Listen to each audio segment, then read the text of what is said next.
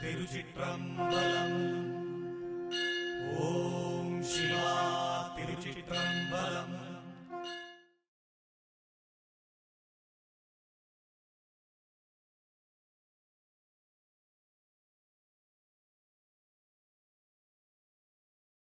ತಿರುಚಿಟ್ರಂಬಲಂ ಗುರುವೇಶನಂ ಗುರುದೇವ. ಇವಾಗ ಜೀವನದಲ್ಲಿ ಏನೂ ಇಲ್ಲ, ಎಲ್ಲ ಮಾಯೆ ಅಂತ ಹೇಳಿ ಒಬ್ಬನಿಗೆ ಸತ್ಯ ಗೊತ್ತಾದ್ಮೇಲೆ ಅವನಿಗೆ ನಿರುತ್ಸಾಹ ಉಂಟಾಗ್ಬೋದು. ಈ ಸತ್ಯದಿಂದ ಏನೂ ಅಫೆಕ್ಟ್ ಆಗದ ಹಾಗೆ ಮುಂದುವರಿಯೋದು ಹೇಗೆ? ಅದು ಅವರವರ ಅನುಭವ. ಗೊತ್ತಾಯ್ತಾ? ಜೀವನದಲ್ಲಿ ಏನಿಲ್ಲ ಅಂತ ತಿಳಿಯುವುದೇ ಕೊನೆಯ ಸ್ಥಿತಿ. ಮತ್ತೆ ಅಲ್ಲಿ ಏನಿಲ್ಲ, ಜೀವನವೇ ಇಲ್ಲ, ಅಲ್ಲಿ ಏನೂ ಇಲ್ಲ. ಅಲ್ಲಿ ಮತ್ತೆಂತ ಉತ್ಸಾಹ ಉಂಟು? ಅದೇ ದೊಡ್ಡ ಉತ್ಸಾಹ, ಅದೇ ಗುರಿ ತಲುಪಿ ಆಯ್ತು. ಇದೆಲ್ಲ ಮಾಯೆ, ಇಲ್ಲಿ ಏನು ಇಲ್ಲ ಅಂತ ತಿಳಿದ ನಂತರ ಅವನು ಏನು ಮಾಡ್ಲಿಕ್ಕಿಲ್ಲ. ಅವನು ಕೇವಲ ಆ ಭಗವಂತನ ಒಂದು ಸ್ಥಿತಿಯಲ್ಲಿ ಭಗವಂತನ ದೃಷ್ಟಿ ಹೇಗೆ ಉಂಟು ಹಾಗೆಯೇ ಹೋಗ್ತಾನ. ಅವನಿಗೆ ಒಳ್ಳೇದಿಲ್ಲ, ಕೆಟ್ಟದಿಲ್ಲ. ಅವ ಎಲ್ಲಿಯೂ ಇರ್ತಾನೆ, ಹೇಗೂ ಇರ್ತಾನೆ. ಅವ ಸತ್ಯ ತಿಳಿದ ಉಸಿರು ಮಾತ್ರ ಉಂಟು ಅಂತ ತಿಳ್ಕೊಳ್ತಾನೆ. ಈ ಉಸಿರು ಯಾಕೆ ಕೊಟ್ಟಿದೆ, ಈ ದೇಹವ ಯಾಕೆ ಬಂದಿದೆ, ಈ ಉಸಿರು ಯಾಕೆ ಈ ದೇಹದೊಳಗೆ ಉಂಟು, ಈ ಆತ್ಮದ ಸ್ಥಿತಿ ಏನು, ನಾನು ಯಾಕೆ ಬೇಕಾಗಿರಬೇಕು, ಈ ಜನ್ಮ ಯಾಕೆ ಬೇಕಾಗಿ ಎಂಬ ಚಿಂತನೆಯಲ್ಲಿ ಅವ ಮೌನವಾಗಿ ಬಿಡ್ತಾನೆ. ಅವ ಏನು ಹೇಳುವುದಿಲ್ಲ, ಏನು ಹೇಳಲಿಕ್ಕೆ ಆಗುದಿಲ್ಲ ಅವನಿಂದ. ಹೇಳೋದರ್ಥ ಆಯ್ತಾ? ಅದೇ ಮುಗೀತಲ್ಲ, ಅಲ್ಲಿ ಎಂತ ಉಂಟು ಮತ್ತೆ? ಹೇಗೆ ಹೇಳಲಿಕ್ಕೆ ಸಾಧ್ಯ? ಅವ ಮುಟ್ಟುವಲ್ಲಿ ಮುಟ್ಟಿ ಆಯ್ತು. ಅದಕ್ಕೆ ಬೇಕಾಗಿ ಜನ್ಮ, ಸತ್ಯ ತಿಳಿಲಿಕ್ಕೆ ಬೇಕಾಗಿ ಜನ್ಮ. ಸತ್ಯ ತಿಳಿದ ನಂತರ ಮತ್ತೆ ಏನು ಉಂಟು? ಈಗ ಗಂಡ ಹೆಂಡತಿ ಇದ್ದಾರೆ. ಒಂದು ಜನ್ಮದಲ್ಲಿ ನನ್ನ ಅಮ್ಮ ಅದು ಅಂತೇಳಿ ಗಂಡನಿಗೆ ಜ್ಞಾನೋದಯ ಆಗಿಬಿಟ್ರೆ, ಅಲ್ಲ ಒಂದು ಜನ್ಮದಲ್ಲಿ ನನ್ನ ಒಂದು ಮಗಳು ಅಂತೇಳಿ ಒಂದು ಜ್ಞಾನೋದಯ ಆಗಿಬಿಟ್ರೆ, ಅಲ್ಲ ಒಂದು ಜನ್ಮದಲ್ಲಿ ನನ್ನ ಒಂದು ಅಪ್ಪ ಅಂತೇಳಿ ಜ್ಞಾನೋದಯ ಆಗಿಬಿಟ್ರೆ ಸಂಸಾರ ಮಾಡಲಿಕ್ಕೆ ಸಾಧ್ಯವ? ಮುಗೀತಲ್ಲಿಗೆ ಮತ್ತೆ ಆ ಸತ್ಯ ಗೊತ್ತಾಗದೆ ಅಲ್ವಾ? ನಮ್ಮ ಮನೆಯಲ್ಲೇ ಒಂದು ನಾಯಿ ಇದೆ, ನಾಯಿ ಸಾಕ್ತಾ ಇದ್ದೇವೆ ನಾವು ಅಂತ ಇಟ್ಟುಕೊಳ್ಳೋ ಉದಾಹರಣೆ. ಆ ನಾಯಿ ಯಾವ ಕಾರಣಕ್ಕೆ ಬೇಕಾಗಿ ಬಂತು, ಯಾವ ಜನ್ಮದ ಸಂಬಂಧ ಅಂತೇಳೋ ಸತ್ಯ ಗೊತ್ತಾದರೆ ಮತ್ತೆಂತ ಉಂಟಲ್ಲಿ? ಅದು ಯಾರೂ ಆಗಿರ್ಬೋದು, ನಮಗೆ ಸಂಬಂಧಪಟ್ಟವರೇ ಆಗಿರ್ಬೋದು. ಅದು ಯಾವುದೊಂದು ರೂಪದಲ್ಲಿ ಬರ್ತದೆ ಅಂತ ಹೇಳುದು. ಆ ಸತ್ಯ ಗೊತ್ತಾದ್ರೆ ಬಹಳ ಕಷ್ಟ ಅಂತ ಹೇಳುದು. ಆ ಸತ್ಯ ಗೊತ್ತಾದ್ರೆಲ್ಲ ನಿಂತು ಹೋಯ್ತು, ಸ್ಟಾಪ್. ಮತ್ತೆ ಮುಂದೆ ಜರ್ನಿ ಇಲ್ಲ. ಆ ಸ್ಟೇಟಿಗೆ ಮುಟ್ಟಿದ್ರೆ ಅದಷ್ಟು ಸುಲಭದ ವಿಚಾರವೂ ಅಲ್ಲ. ನಾವೆಲ್ಲವೂ ಮಾಯೆ, ಇಲ್ಲಿ ಏನು ಇಲ್ಲ, ಎಲ್ಲ ಬಾಯಿಗೆ ಹೇಳಲಿಕ್ಕೆ ಸುಲಭ. ಎಲ್ಲವೂ ಮಾಯೆ, ಇಲ್ಲಿ ಏನು ಇಲ್ಲ, ಎಲ್ಲ ಒಂದು ದಿವಸ ಬಿಟ್ಟು ಹೋಗಬೇಕು, ಇದೆಲ್ಲ ಬಾಯಲ್ಲಿ ಹೇಳಲಿಕ್ಕೆ ಕೇಳಲಿಕ್ಕೆ ಎಲ್ಲವೂ ಸುಲಭ. ಇದು ರಿಯಲ್ ಆಗಿ ಅನುಭವಿಸುವ ಸ್ಥಿತಿ ಉಂಟಲ್ವ, ಅದು ನೋಡಿದರೆ ಯಾರು ಒಪ್ಪಿಕೊಳ್ಳಲಿಕ್ಕಿಲ್ಲ. ಇವರಿಗಿಂತ ಒಂದು ಅರಿವು ಬಂದಿದೆ ಅಂತೇಳಿ, ಇವರೊಳಗಿಂತ ಒಂದು ಜ್ಞಾನ ಬಂದಿದೆ ಅಂತೇಳಿ ಯಾರು ಒಪ್ಪಲಿಕ್ಕೆ ಸಾಧ್ಯ ಅಲ್ಲ. ಅವನು ಹುಚ್ಚನಾಗೂ ಇರಬಹುದು. ಅಲ್ಲೆಲ್ಲವೂ ಮಾಯೆ ಅಂತೇಳಿ ಬಹಳ ಒಂದು ಐಫೈಯಲ್ಲಿರ್ಬೋದು. ಇಲ್ಲಿ ಎಂಥದ್ದು ಇಲ್ಲಪ್ಪ ಅಂತೇಳಿ ಅವ ಸತ್ಯ ತಿಳಿದು ಮಾಡ್ತಾನ, ಅಲ್ಲ ಸತ್ಯ ತಿಳಿಯದೇ ಮಾಡ್ತಾನ ಅಂತೇಳಿ ಇದು ನೋಡೋರಿಗೆ ಗೊತ್ತಾಗುವುದಿಲ್ಲ.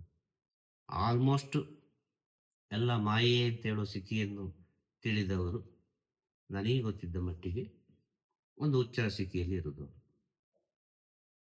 ಅವ್ರಿಗೆ ಯಾವುದು ಬೇಡ, ಅವ್ರಿಗೆ ಗೊತ್ತಾಗ್ತದೆ. ಅವರಿಗೆ ಶೂನ್ಯ ಸ್ಥಿತಿ ಅಂತ ಹೇಳೋದು. ಶೂನ್ಯ ಸ್ಥಿತಿಯಲ್ಲಿ ಹಲವಾರು ಶೂನ್ಯ ಸ್ಥಿತಿ ಉಂಟು. ದೈಹಿಕದಲ್ಲಿ ಒಂದು ಶೂನ್ಯ ಸ್ಥಿತಿ ಅಂತ ಉಂಟು. ಆ ದೈಹಿಕದಲ್ಲಿ ಇರುವ ಶೂನ್ಯ ಸ್ಥಿತಿಯಲ್ಲಿ ಅವ ಒಂದೊಂದು ಕಳಿಸಿಕೊಂಡೇ ಹೋಗ್ತಾನೆ. ಅವ ಅರ್ಥ ಆಯ್ತಲ್ವ? ಒಂದು ಹಸಿರಾಗ್ತಾ ಇದ್ದವ ಪ್ಯಾಂಟ್ ಶರ್ಟ್ ಆಗ್ತಾ ಇದ್ದವ ಪ್ಯಾಂಟ್ ಶರ್ಟ್ ತೆಗಿತಾನೆ, ಸಾಕು ಮಾನ ಕಾಯಲಿಕ್ಕೆ ಒಂದು ಟವಲ್ ಟವಲ್ ಕೊಡ್ತಾನೆ. ಇದು ದೈಹಿಕದಲ್ಲಿ. ಅರ್ಥ ಆಯ್ತಲ್ಲ? ಆತ್ಮದಲ್ಲಿ ಅದು ಎಷ್ಟು ಹೋಗ್ತದೆ, ಅದರೊಳಗೆ ಆತ್ಮದಲ್ಲಿ ಇದ್ರೆ ಅದು ಹೊರಗೆ ಕಾಣೋದು. ಆತ್ಮ ಎಷ್ಟು ಶುದ್ಧವಾಗಿದೆ ಅಂತೇಳಿ.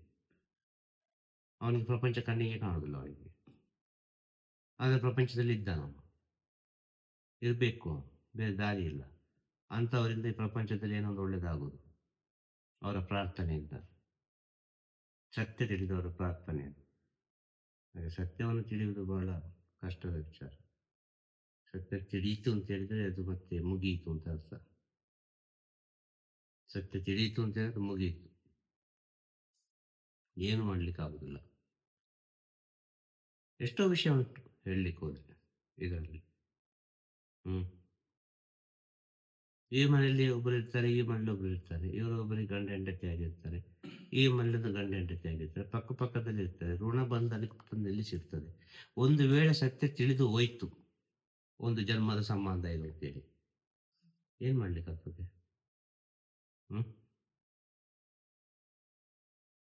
ಏನು ಮಾಡ್ಲಿಕ್ಕಾಗ್ತದೆ? ಏನು ಮಾಡ್ಲಿಕ್ಕೆ ಆಗುದಿಲ್ಲ.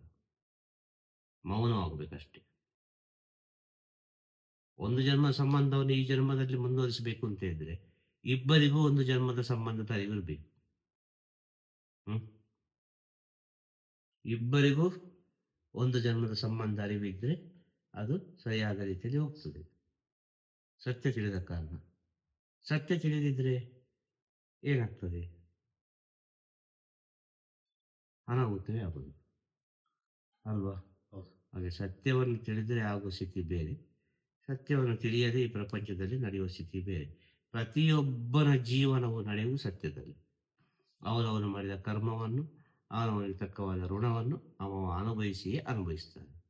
ಅದರಲ್ಲಿ ಮೊದಲ ಕರ್ಮ, ಮೊದಲ ಋಣ ಯಾವುದು ಅಂತ ಹೇಳಿದ್ರೆ ನಿಮ್ಮ ಫ್ಯಾಮಿಲಿ, ತಾಯಿ, ತಂದೆ, ಹೆಂಡತಿ, ಮಕ್ಕಳು. ಇದು ಫ್ಯಾಮಿಲಿ, ಇದು ಮೊದಲ ಕರ್ಮ, ಮೊದಲ ಋಣ. ಇದನ್ನು ನೀವು ಮೊದಲು ಮುಗಿಸಬೇಕು. ಇದು ಮುಗಿಸಿ ಮುಗಿಸಿ ಮುಗಿಸಿ ಮುಗಿಸಿ ಮುಗಿಸಿ ಇದರ ಲೆಕ್ಕಾಚಾರ ಕಡಿಮೆ ಆಗ್ತಾ ಆಗ್ತಾ ಆಗ್ತಾ ಆಗ್ತಾ ಆಗುವಾಗ ಅದು ಮುಂದೆ ಅದೇ ರೀತಿ ಟ್ರಾವೆಲ್ ಆಗ್ತದೆ. ಇದನ್ನು ಮುಗಿಸದೆ ನೀವು ಬೇರೆ ವಿಚಾರವನ್ನು ಆಲೋಚನೆ ಮಾಡಿದರೆ ಸತ್ಯದ ಅರಿವು ಆಗುವುದಿಲ್ಲ. ನಿಮಗೆ ಸತ್ಯದ ಅರಿವು ಆಗಬೇಕಾದ್ರೆ ನಿಮ್ಮ ಫ್ಯಾಮಿಲಿ ಒಳಗೆ ಉಂಟು ಸತ್ಯ, ಹೊರಗೆ ಇಲ್ಲ. ಸತ್ಯದ ಅರಿವು ನಿಮ್ಮ ಫ್ಯಾಮಿಲಿ ಒಳಗೆ ಉಂಟು. ನಿಮ್ಮ ಫ್ಯಾಮಿಲಿ ಅಂತ ಈಗ ಹೇಳಿದ್ದು ಒಂದು ಮನೆ, ಆ ಮನೆ ಒಳಗೆ ಸತ್ಯ ಉಂಟು. ಇದನ್ನೇ ನೀವು ಅರ್ಥ ಮಾಡಿಕೊಳ್ಬೇಕು. ಈ ಅಪ್ಪ, ಅಮ್ಮ, ಮಗ, ಹೆಂಡತಿ, ಸೊಸೆ, ಗಂಡ ಎಲ್ಲ ಇರ್ತದೆ ಒಂದು ಮನೆ ಒಳಗೆ ಅಲ್ವಾ? ಅದು ಯಾಕೆ ಕೊಟ್ಟ ಭಗವಂತ ರಿಲೇಶನ್ಶಿಪ್? ಇದನ್ನು ಅರ್ಥ ಮಾಡಲಿಕ್ಕೆ ಪ್ರಾರಂಭಿಸಿದೆ. ಇದನ್ನು ಅರ್ಥ ಮಾಡಿಕೊಳ್ಳುವಾಗ ಇದು ನನ್ನ ಡ್ಯೂಟಿ, ಇದು ಭಗವಂತ ನನಗೆ ಕೊಟ್ಟ ಒಂದು ಕರ್ಮ, ಇದು ನನ್ನ ಮೊದಲ ಕೆಲಸ, ಇದಕ್ಕೆ ನಾನು ಮೊದಲು ಪ್ರಾಧಾನ್ಯತೆ ಕೊಡಬೇಕೆಂಬ ಸತ್ಯದ ಅರಿವು ಬರ್ತದೆ. ಆಗ ಅದನ್ನೆಲ್ಲ ಮೊದಲು ಮಾಡಿ ಮುಗಿಸ್ತಾನೆ. ಅದೆಲ್ಲ ಕ್ಲೀನ್ ಮಾಡಿ ಯಾವುದೇ ತೊಂದರೆ ಇಲ್ಲದೆ ಒಬ್ಬ ಹೊರಗೆ ಬಂದರೆ ಅವನಿಗೆ ಸತ್ಯದ ದಾರಿ ಸಿಕ್ಕಿತು ಅಂತ ಅರ್ಥ.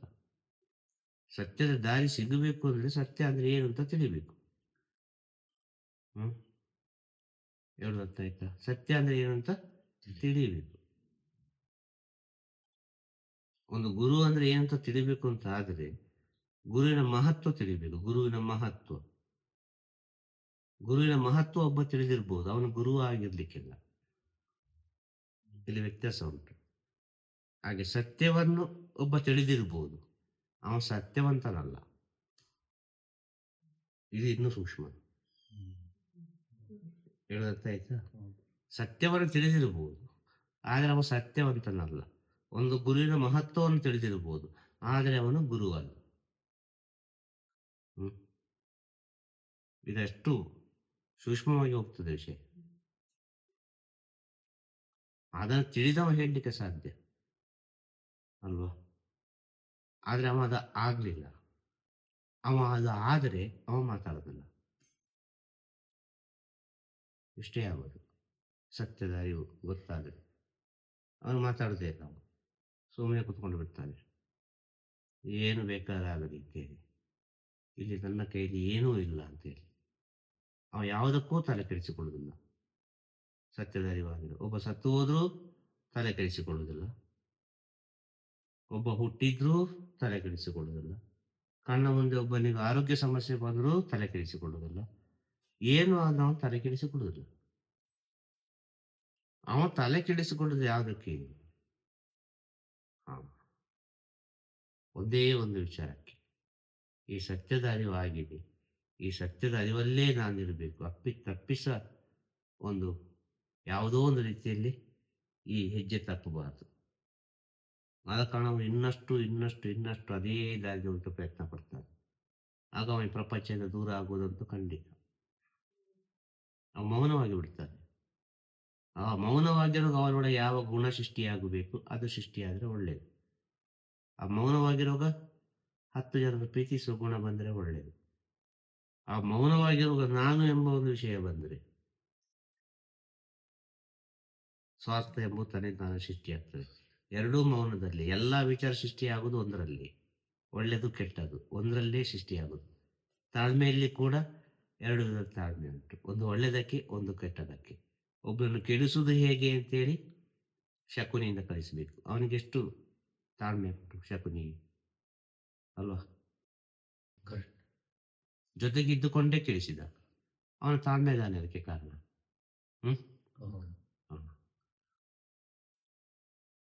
ಕೃಷ್ಣ ಕೂಡ ಜೊತೆಗೆ ಇದ್ದ, ಪಾಂಡವರ ಜೊತೆಗೆ. ಅದು ಕೂಡ ತಾಳ್ಮೆ. ಮುಂದೆ ಏನು ನಡೀತದೆ ಅಂತ ಗೊತ್ತಿದ್ದು ಕೂಡ ಅದನ್ನು ತನ್ನ ಒಳಗೆ ಇಟ್ಟುಕೊಂಡು ಸಂತೋಷದಲ್ಲಿ ಆ ಒಂದು ಕುರುಕ್ಷೇತ್ರ ಯುದ್ಧವನ್ನು ಮುಗಿಸಿದ ಅಂತ ಹೇಳಿದರೆ ಅದು ಕೂಡ ತಾಳ್ಮೆ ಅಲ್ವ ಕಾರಣ. ಎರಡೂ ತಾಳ್ಮೆ ತಾನೆ. ಶಕುನಿ ಕೌರವರ ವಂಶವನ್ನು ನಾಶ ಮಾಡಲಿಕ್ಕೆ ಅವನ ತಾಳ್ಮೆಯೇ ಕಾರಣ. ಕಾರಣ ಏನು? ಶಕುನಿಗಾದ ಒಂದು ಅವಮಾನ, ಅವರಿಗೆ ಇವರು ಕೊಟ್ಟ ಒಂದು ಶಿಕ್ಷೆ, ಇಂಥದ್ದೆಲ್ಲ ಇದೆ ಸಾವಿರಾರು ವಿಚಾರ ಅಲ್ವಾ?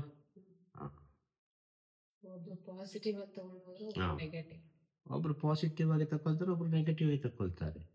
ಇಲ್ಲೇ ಹೇಳುದು ಇಬ್ಬರು ಕೂಡ ಒಳ್ಳೆ ಜ್ಞಾನಿಗಳೇ. ಶಕುನಿ ಜ್ಞಾನಿ, ಶ್ರೀಕೃಷ್ಣ ಪರಮಾತ್ಮ ಜ್ಞಾನಿ. ಆದ್ರೆ ಇಲ್ಲಿರೋ ಗುಣ ಬೇರೆ ಬೇರೆ ಅಲ್ವಾ? ಎರಡು ಶಕ್ತಿ, ಒಂದು ಶಕ್ತಿ ಅಳಿಸಿತ್ತು, ಒಂದು ಶಕ್ತಿ ಉಳಿಸಿತ್ತು. ಆಗಿದ್ದು ಎರಡು ಒಳ್ಳೆದಕ್ಕಿನಿ, ಆಗಿದ್ದು ಎರಡು ಒಳ್ಳೆದಕ್ಕಿನಿ ಅಲ್ವಾ? ಕೊನೆಗೆ ಗೊತ್ತಾಗೋದು ಒಳ್ಳೆದಕ್ಕೆ ಆಯ್ತು ಇದು ಅಂತೇಳಿ. ಆಗುವಾಗ ಗೊತ್ತಾಯ್ತಾ? ಗೊತ್ತಾಗಲ್ಲ. ಆಗುವಾಗ ಗೊತ್ತಾಗಿಕೊಂಡು ಇದರ ಪಾಡಿಗೆ ನಡಿಲಿ ಅಂತೇಳಿ ಬಿಡ್ತಾನಲ್ಲ, ಅವನು ಸತ್ಯ ತಿಳಿದವ. ಅವನು ಹೇಗೆ ನೀವು ಕಂಡುಹಿಡಿತೀರಿ? ಕೃಷ್ಣನಿಗೆಲ್ಲ ಗೊತ್ತಿದ್ದ, ಅವನು ಸುಮ್ಮನೆ ಕುತ್ಕೊಂಡಲ್ಲ. ಹೀಗೆ ಆಗ್ತದೆ ಅಂತ ಗೊತ್ತಿದ್ದು ಅವನು ಸುಮ್ಮನೆ ಕುತ್ಕೊಂಡ. ಎಲ್ಲ ಮಾಡುದು ಅವನೇ ಅಂತ ಗೊತ್ತಿದ್ದು ಅವನು ಹೇಳಲೇ ಇಲ್ಲ. ಅಸತ್ಯದ ಅರಿವು ಹೇಗೆ ತಿಳ್ಕೊಳ್ತೇವೆ? ಸತ್ಯದ ಅರಿವು ಆಯ್ತು ಅಂತೇಳಿ ಹೇಳ್ತಾರಲ್ಲ, ಕೃಷ್ಣನಿಗೆ ನಿಲ್ಲಿಸ್ಬೋದಿತ್ತು, ಕೃಷ್ಣನಿಗೆ ಹಾಗೆ ಮಾಡ್ಬೋದಿತ್ತು. ಅದು ಸತ್ಯದ ಅರಿವು, ಅದು ಆಗಬೇಕು, ಆಗ್ತಾ ಉಂಟು. ಅವನಿಗೆ ಏನು ಮಾಡ್ಲಿಕ್ಕೆ ಆಗುದಿಲ್ಲ, ಮೌನವಾದ. ಆ ಸಮಯ ಸಂದರ್ಭವನ್ನೇ ಮರೆತ. ಅವನಿಗೆ ಗೊತ್ತಿದೆ ಅಲ್ಲಿ ಅಭಿಮನ್ಯು ಸಾಯ್ತಾ ಇದ್ದಾನೆ ಅಂತೇಳಿ. ಕೃಷ್ಣನಿಗೆ ಅರ್ಜುನನ್ನು ಕರ್ಕೊಂಡು ಹೋದ. ಅರ್ಜುನನ್ನು ಕರ್ಕೊಂಡು ಹೋಗಿ ಅವನ ಸಮಯ ಸಂದರ್ಭವನ್ನೇ ಮರೆಸಿಬಿಟ್ಟ ಅಲ್ವಾ? ಯಾಕೆ? ಇವನಿಗೆ ಸತ್ಯದ ಅರಿವು ಇದೆ ಇಲ್ಲಿ. ಈ ಸತ್ಯದ ಅರಿವು ಇಲ್ಲಿ ಇನ್ನೊಂದು ರೀತಿಯಲ್ಲಿ ಹಂಚಿಕೊಂಡ್ರೆ ಸಮಸ್ಯೆ ಆಗ್ಬೋದು. ಇದು ಬೇಡ, ಅದನ್ನೇ ಮರ್ತು ಬಿಡುವ. ನಡೀತಾನೆ ಇರಲಿ. ಯುದ್ಧ ಪರಿವರ್ತನೆ ಆಗ್ಬೋದಾಗಿತ್ತು ಅರ್ಜುನ ಇದ್ದಿದ್ರೆ. ಖಂಡಿತವಾಗಿಯೂ. ಸತ್ಯದ ಅರಿವು ಆದ್ರೆ ಏನು ಮಾಡ್ಲಿಕ್ಕೆ ಆಗುದಿಲ್ಲ ಇಲ್ಲಿ. ಸತ್ಯ ಗೊತ್ತಾಯ್ತು, ಏನೂ ಮಾಡ್ಲಿಕ್ಕೆ ಆಗುದಿಲ್ಲ. ಇದು ಪರಮ ಸತ್ಯ. ಸಾಯಲೇಬೇಕು, ಹುಟ್ಟಲೇಬೇಕು. ಹೇಳೋದರ್ಥ ಆಯ್ತಾ? ಕಂಸ ಅಷ್ಟು ಜನ ಮಕ್ಕಳನ್ನು ಕೊಂದ ಅಲ್ವಾ? 7 ಜನರನ್ನು ಇದು ಮಾಡಿಬಿಟ್ಟ. 6 ಜನರನ್ನೇನು. ಒಂದು ಯೋಗ ಮಾಯೆಯಾಗಿ ಹೋಯ್ತು. 8ನೇದು ಕೃಷ್ಣನಾಗಿ ಬಂತು ಅಲ್ವಾ? ಏನಾದ್ರು ಮಾಡ್ಲಿಕ್ಕೆ ಆಯ್ತಾ? ಇದು ಸತ್ಯ. ಅದು ಬಂದೇ ಆಗಬೇಕದು, ಅದು ಬಂದೇ ಬರ್ತದೆ, ಅದು ನಡೆಸ್ತದೆ. ಈ ಸತ್ಯವನ್ನು ತಿಳಿದವ ಅವ ಮೌನಿ. ಅವ ಯಾವುದರ ಬಗ್ಗೆಯೂ ಮಾತಾಡ್ಲಿಕ್ಕೆ ಹೋಗುದಿಲ್ಲ. ಅವನೆಲ್ಲವೂ ಆಗುವುದೆಲ್ಲ ಒಳ್ಳೆಯದಕ್ಕೆ ಅಂತ ಹೇಳ್ತಾರೆ. ಆಗುವುದೆಲ್ಲ ಒಳ್ಳೆಯದಕ್ಕೆ ಅಂತ ಸತ್ಯ ಆತ್ಮಗಳಿಗೆ, ಪವಿತ್ರವಾದ ಆತ್ಮಗಳಿಗೆ ಸಚ್ಚಿದಾನಂದ, ಬ್ರಹ್ಮಾನಂದ, ಇನ್ನು ಮಹದಾನಂದ, ನಿತ್ಯಾನಂದ, ಪರಮಾನಂದ, ಪರಮಹಂಸರು ಸಾವಿರಾರು ರೀತಿಯಲ್ಲಿ ಕರೆದಿದ್ದಾರೆ. ಈ ಸತ್ಯ ಆತ್ಮ ಅಂತೇಳಿ, ಪವಿತ್ರವಾದ ಆತ್ಮ ಅಂತ. ಈಗ ಅರ್ಥ ಆಯ್ತಾ?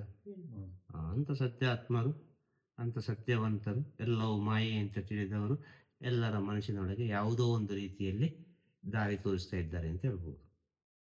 ಸತ್ಯವಂತರು, ಸತ್ಯ ಆತ್ಮಗಳು ಈ ಮಾಯೆಯಲ್ಲಿದ್ದ ಮನುಷ್ಯರಿಗೆ ಒಂದು ಒಳ್ಳೆಯ ದಾರಿಯನ್ನು ತೋರಿಸ್ತಾ ಇದ್ದಾರೆ. ಸತ್ಯವಂತರು ಒಳ್ಳೆಯ ದಾರಿಯಲ್ಲಿ ಹೋಗಿ ಅಂತೇಳಿ. ಅದೇ ಮಹಾತ್ಮರು, ಪುಣ್ಯಾತ್ಮರು, ಸಾಧು ಸಂತರು, ಯೋಗಿಗಳು. ಗೊತ್ತಾಯ್ತಲ್ವ? ತಿರುಚಿಟ್ರಂಬಲಂ. ಗುರುವೇ ಶರಣಂ. ಗುರುವೇ ಶರಣಂ. ನಮಃ ಶಿವಾಯ. ನಮಃ ಶಿವಾಯ. ನಮಃ ಶಿವಾಯ. ನಮಃ ಶಿವಾಯ. ನಮಃ ಶಿವಾಯ. ನಮಃ ಶಿವಾಯ.